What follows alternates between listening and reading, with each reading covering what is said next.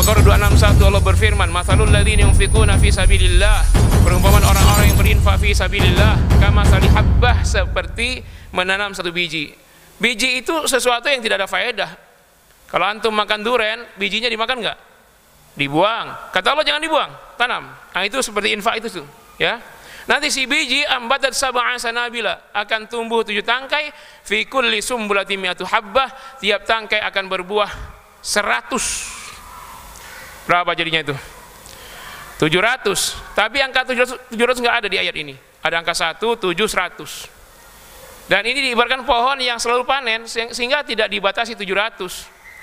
Jadi beramal sedikit, balasannya 700 bahkan lebih. Karena angka 7 dalam bahasa Arab tidak mesti di atas 6, di bawah 8.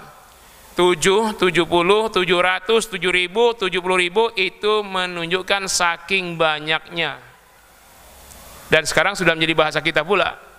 Ya, antum kalau mutar-mutar di masjid ini kayak kipas angin itu 7 hari 7 malam, pusing nggak? Nah, pusingnya berapa? 7 keliling. Maksudnya sangat pusing. Ada konglomerat, ya, crazy rich, kaya raya, perusahaannya banyak, omsetnya sehari 3,5 triliun. Nah, karyawannya 2 juta. Kaya raya ya bapak itu ya, hartanya nggak habis-habis, 7 turunan, saking. Jadi kalimat 7 tangkai diganti balas 100, setiap tangkai 100 buah, itu menunjukkan saking banyaknya. Bahkan masih Allah ungkapkan, wallahu yudha'ifu liman yasha, dan Allah yudha'ifu di terjemahan itu disebutkan melipat gandakan. Itu ad'afa yud'ifu, melipat gandakan.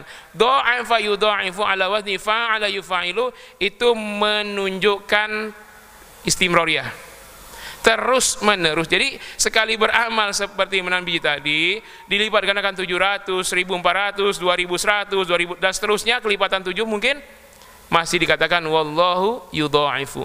Dan Allah masih terus menerus melipat gandakan. Lima yasha, bagi yang dikehendaki. Enggak disebut maf'ulnya. Apa yang Allah lipat gandakan enggak disebut. Ada subjeknya Allah, predikatnya melipat gandakan. Objeknya apa? Enggak ada. Nah, dalam ilmu tafsir, kalau objeknya tidak disebutkan dan perbuatan Allah, maka terserah, objeknya terserah, likai tadhhaba kullu nafsin bima dhahabat, agar tiap individu bebas menafsirkan semaunya. Kira-kira dengan amal ikhlas berinfak fisabilillah yang Allah lipat gandakan apanya coba? Ayo berpendapat apa? Apa yang Allah balas terus menerus berlipat ganda dari infak fisabilillah yang ikhlas? Ayo jawab. Apanya ya? Pahalanya, betul. Ya, bisa jadi ya. Wallahu yudha'ifu ujurahum, pahalanya. Apalagi? Bebas, antum mau apa? Bebas, itu terjemahnya, tafsirnya boleh, karena tidak sebut maf'ulnya. Apanya coba? Sa'adatihim, kebahagiaannya. Allah akan terus menerus melipat gandakan kebahagiaannya. Apalagi? Arzaqahum, rezekinya. Allah akan terus menerus melipat gandakan rezekinya. Apalagi? Hah? Allah terus menerus akan menambah hartanya dan istrinya. Boleh juga. Likai tadhhaba kullu nafsin bima dhahabat, maka terjemahnya begitu tafsirnya. Makanya boleh orang berinfak niat. Boleh, Pak. Sekarang kan jadi masalah itu karena ada yang sedekah mobil supaya dapat jodoh. Sebenarnya boleh. Semuanya boleh. Antum sedekah sekian supaya anaknya yang di Amerika kuliahnya lancar, lulus cum laude. Antum sedekah, wasilah sedekah, boleh. Antum sedekah supaya nanti anaknya nambah, ya, tapi ibunya enggak, boleh juga. Atau dua-duanya nambah, enggak apa-apa, tapi istrinya juga sedekah, niatnya supaya suaminya enggak nambah. Nah, mana tuh kuat-kuatan itu? Boleh. Asal satu saja, niatnya hanya lillahi ta'ala dan memintanya hanya kepada Allah. Itu ya. Bukan karena manusia, bukan karena si A, si B, semata-mata karena Allah. Silakan. Wallahu yudha'ifu. Allah kabulkan berlipat ganda apa yang dia minta.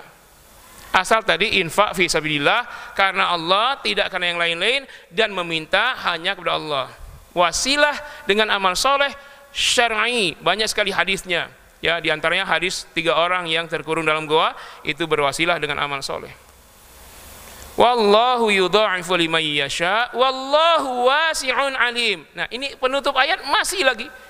Tadi sudah katakan 1 biji ditanam seperti menumbuhkan 7 tangkai, 7 tangkai berbuah 100, buahnya terus berbuah, panen lagi, dan Allah masih terus menerus melipat gandakan. Dan ujung ayat Asmaul Husna yang dipakai wasi'un, maha luas.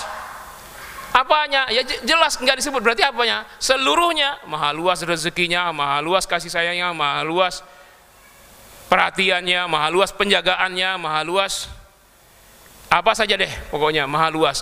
Ya, maha luas karunia-Nya. Wallahu wasi'un alim, lagi maha mengetahui. Nah, jadi jemaah sekalian, ya, ini contoh ketika Al-Quran sebutkan iman dan amal soleh kaitannya dengan pahala yang berlipat-lipat dan memenuhi kebutuhan manusia. Dunianya saja Allah penuhi, apalagi akhiratnya dengan surga Firdaus. Kemudian jemaah sekalian, alladzina amanu wa 'amilus shalihat, itu diulang-ulang dalam Al-Quran. Ada ayat yang menggandengnya dengan sumpah Allah demi waktu. Wal 'asri, demi waktu. Innal insana lafi khusr, manusia rugi semuanya, illal ladzina amanu wa 'amilus shalihat. Yang beruntung adalah orang yang beriman, beramal soleh. Apa kaitannya amal yang dikerjakan atas dasar iman dengan Allah bersumpah demi waktu? Sangat terkait, bahwa orang beramal sama tapi beda urutan, beda juga pahalanya, beda juga kebaikannya. Amalnya sama tapi si A duluan, si B kemudian, maka si A lebih utama daripada si B. Allah bersumpah wal 'asri, demi waktu. Jadi maksudnya apa? Untuk beramal atas dasar iman jangan tunda-tunda, jangan entar-entar. Mungkin saja kita bisa berbuat hal itu besok, tapi waktu yang lewat tidak akan pernah kembali. Tiap hari 24 jam lewat, 24 jam lewat.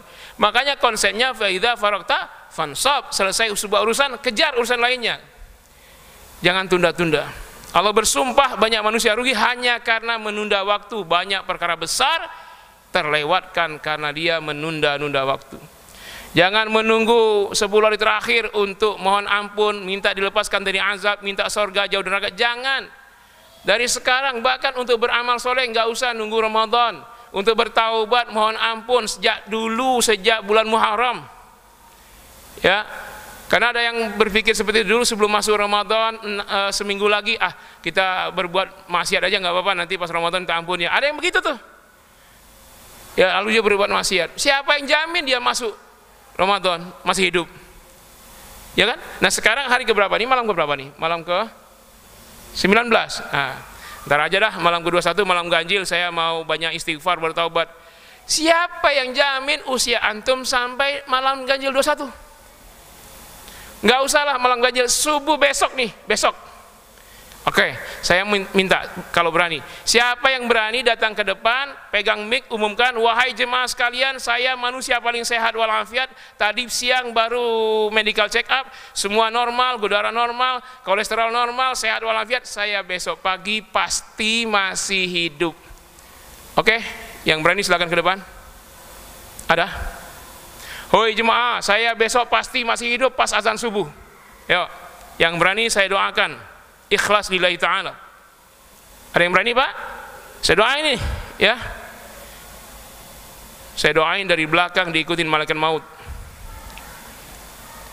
Jangan tunda. Was-sabiqun as-sabiqun, yang paling duluan dalam iman amal soleh, yang duluan masuk surga bersama as-sabiqin al-awwalin minal muhajirin wal ansar. Ya. Makanya perintahnya dalam hal amal baik itu fastabiqul khairat, berlomba-lomba dalam kebaikan, jangan tunda-tunda.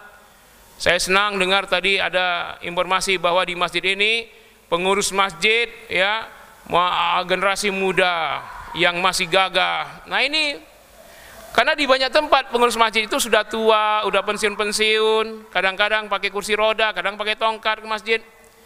Jadi Anda berjuang untuk agama masih muda jauh lebih baik ketimbang setelah tua. Wal 'asri, demi waktu. Ini banyak orang menunda-nunda ketika dia jadi pejabat, jadi panglima, jadi pimpinan, ya mungkin jabatannya apa, gubernur, menteri dan lain-lain, nggak kenal dia dengan masjid, nggak kenal dia dengan majelis ilmu, majelis taklim, mensyiarkan agama, nggak kenal. Tapi setelah pensiun baru ya bikin apa namanya husnul khotimah, yayasan apa, baru untuk agama. Jangan begitu dong. Ketika Anda masih menjabat, tenaga masih kuat, pemikiran masih hebat dan sehat, tidak ada yang berani menentang Anda di kantor. Nah, saat itu Anda gunakan daya yang ada, tenaga, harta, jabatan untuk agama. Jauh lebih baik ketimbang nanti-nanti setelah pensiun. Dituntut nanti kita, Pak. Lagian siapa yang jamin usia Anda sampai pensiun? Jadi jangan ditunda. Ketika lagi banyak harta jadi pejabat, jangan sampai ketika jadi pejabat nangkap ulama aja. Saya tidak sebut nama, ada yang begitu oknum, tidak semua. Tapi setelah itu dia baru taubat, itu Allah kasih persekot hadiah, dia masih hidup sampai pensiun. Banyak yang masih penjabat sudah mati. Ya, Anda di perusahaan, punya usaha lagi maju-majunya. Lihat dong, masjid ini lagi ngapain? Lagi renovasi kamar mandi, kamar wudhu, apa tidak malu kalau minta-minta di tengah jalan? Apa tidak malu kalau ngaju-ngajuin proposal? Ya, kita umat Islam punya ghirah, semangat, punya izzah, kemuliaan. Tapi banyak terpaksa, Pak. Banyak yayasan-yayasan terpaksa. Kenapa? Orang kayanya pamer-pamer saja, koleksi mobil mewah, proposal masuk dicuekin, koleksi jam tangan mewah, koleksi segala macam. Itu semua bukan hanya pajak sebenarnya ya. Yang punya koleksi itu setahun haul, itu wajib zakat. Yang punya koleksi setahun tidak keluar zakat, haram. Boleh Anda koleksi asal tiap tahun keluarkan zakatnya. Boleh Anda punya tabungan, ya nyimpan uang itu asal hukumnya haram. Kecuali dikeluarkan zakatnya setiap tahun jadi halal.